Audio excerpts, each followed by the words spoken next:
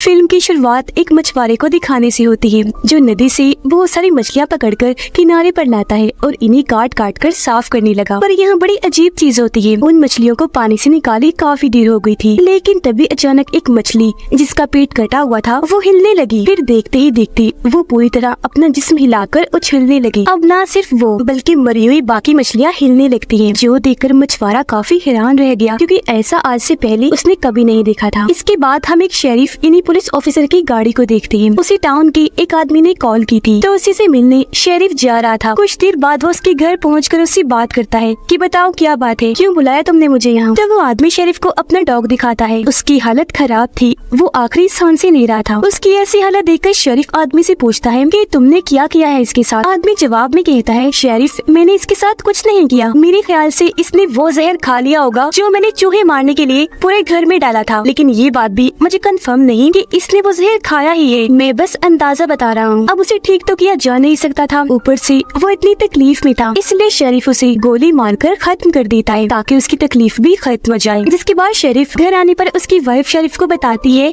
कि हमारे बेटे जोसेफ को पुलिस ने गिरफ्तार कर लिया है और साथ में तुम्हारे लाडले बेटे को भी। असल में शेरिफ का वो सगा बेटा था और उसकी वाइफ का सुतेला, जिसे वो शेरिफ का लाडला कह रही थी। अपने सुतेले बेटे को वो पसंद नहीं करती थी क्योंकि उसकी हरकतें ही अजीब थी। कहती है कि हमारे दोनों बच्चे ही पुलिस की हिरासत में हैं, तो आप जल्दी कुछ कीजिए, फौरन पुलिस स्टेशन जाइए और उन्हें छुड़वा कर ले आइए। जिस पर शेरिफ कहता है, मैं जल्दबाजी से काम नहीं लेता, अभी सब्र कर जाओ। जो कहने के बाद शेरिफ वहाँ से अपने डैड के पास जाने के लिए निकल जाता है। शेरिफ का डैड वही मछुआरा था जिसे हमने शुरुआत में देखा। शेरिफ जब वहाँ पहुँची तो डैड उसे वो मछलियाँ दिखाते हैं जो मरकर दोबारा जिंदा हो गई थी, अजीब तरह से कूद रही थी। ये चीज शेरिफ ने भी पहली बार देखी थी। वो कहता है कि आप इतना मत सोचिए इस बारे में, चलो इन मछलियों को जला देते हैं। पेट्रोल कैन निकालने के लिए वो अपनी गाड़ी के पास गया, गाड़ी की डिग्गी खोली तो हैरत, वो डॉग जिसे कुछ देर पहले ही शेरिफ ने मारा था वो दोबारा जिंदा हो गया था और उस पर हमला कर देता है। तब शेरिफ जैसे तैसे अपनी जान बचाने के लिए पीछे हटा और उसे दोबारा गोली से उड़ा देता है। इस बार गोली उसके सर पर लगी थी तो डॉग अब आखिरकार यहाँ मारा जाता है। उसके मरने के बाद शेरिफ के डैड उन मछलियों और डॉग को एक चीज में डालकर आग लगा देते हैं ताकि इन मुसीबतों का जड़ से ही खात्मा हो जाए जो मर कर दोबारा जिंदा हो रही है। जिसके बाद शेरिफ यहाँ से निकल गया। वो सबसे पहले पुलिस स्टेशन जाता है अपने बच्चों को आजाद करवाने के लिए। अब शेरिफ की बेटी जिस सेल में बंद थे वहाँ उनके साथ एक आदमी को भी रखा गया था जिसकी कल रात से बहुत बुरी हालत थी, वो उल्टियाँ किए जा रहा था। उसकी ऐसी हालत देखकर शेरिफ का बेटा कहता है कि तुम मर क्यों नहीं जाते। जिसके कुछ ही देर के बाद वो आदमी खून की बड़ी बड़ी उल्टियाँ कर देता है, जो देखकर शेरिफ के दोनों बेटे काफी घबरा गए। वो जल्दी से दरवाजे के पास आकर सेल का दरवाजा पीटने लगे और बाहर से मदद मांगने लगते हैं। उनकी आवाज सुनकर शेरिफ यानी उनके डैड और एक पुलिस ऑफिसर वहाँ जल्दी से आए और सेल का दरवाजा खोलकर अंदर आ जाते हैं। पुलिस वाला जब आदमी की ऐसी हालत देखता है तो उसे लगा कि इन दोनों ने जरूर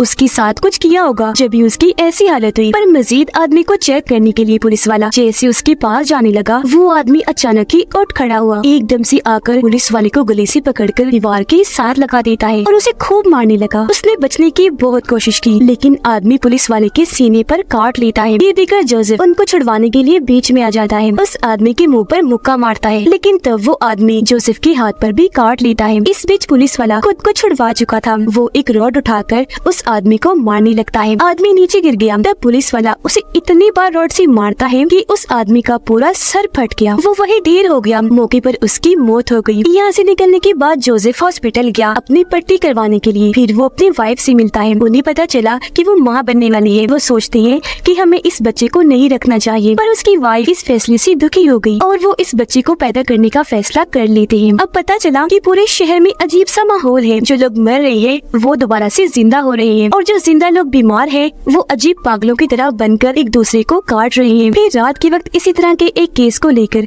शेरिफ के पास कॉल आई जिसमें एक औरत ने अपने छोटे से बच्चे को जो भी पैदा ही हुआ था उसे काट लिया। शेरिफ को काफी हैरानी हुई, वो फौरन उस औरत के घर के लिए निकल गया।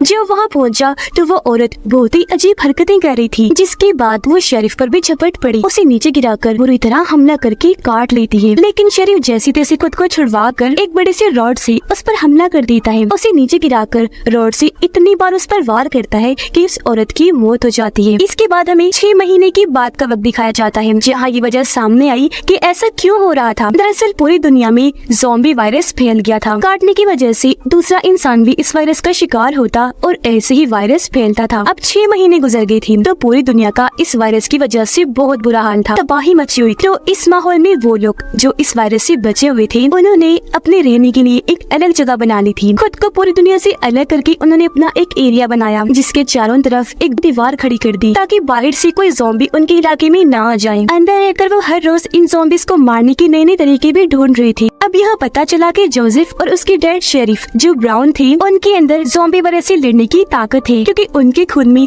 खास किस्म की खूबी थी जिस वजह से वो हर बार ही ज़ॉम्बीज़ के काटने के बाद भी बच जाया करती थी, क्योंकि उनके जख्म बहुत जल्दी भर जाते और वायरस जिसमें भी नहीं फैलता था। ये खूबी तकरीबन सभी ब्राउन लोगों में थी लेकिन व्हाइट लोगों में नहीं थी। यही वजह है कि हर बार ज़ॉम्बीज़ के काटने की वजह से वो वायरस से लड़ नहीं पाते और ज़ॉम्बीज़ बन जाते हैं। अब शेरिफ का दूसरा बेटा यानी जोसेफ का सुतीला भाई व्हाइट था, लेकिन वो खुद व्हाइट लोगों के खिलाफ था और किसी भी व्हाइट इंसान जो बाहर जिंदा है अंदर आने नहीं देता था, क्योंकि उसका मानना था कि अगर यहाँ कोई इस वायरस का शिकार हुआ तो अंदर के सभी व्हाइट लोग भी इस वायरस की लपेट में आ जाएंगे। अब आज भी एक लड़की जो जिंदा बची हुई थी उसे इस एरिया में लाया जाता है, पर उसे तो एक ज़ॉम्बी ने काटा हुआ था, पर वो ये बात किसी को नहीं बताती बल्कि चुपचाप यहाँ रहने लगती है। जोसेफ और उसकी वाइफ काफी परेशान लग रहे थे क्योंकि वो इस बारे में बात कर रही थी कि हमारा बच्चा जो अभी उसकी वाइफ के पेट में है पता नहीं वो इस वायरस से बचा हुआ है या नहीं, क्योंकि उसकी वाइफ डरी हुई थी। वजह ये थी कि वो खुद वाइट है और उसने कई सारे ऐसे केसेस देखे थे जिनमें बच्चा माँ के पेट में इस वायरस का शिकार हो गया और अंदर ही अंदर उसने अपनी माँ को खाना शुरू कर दिया, जिस पर जोसेफ उसे तसल्ली देता है कि तुम इस बारे में इतना मत सोचो।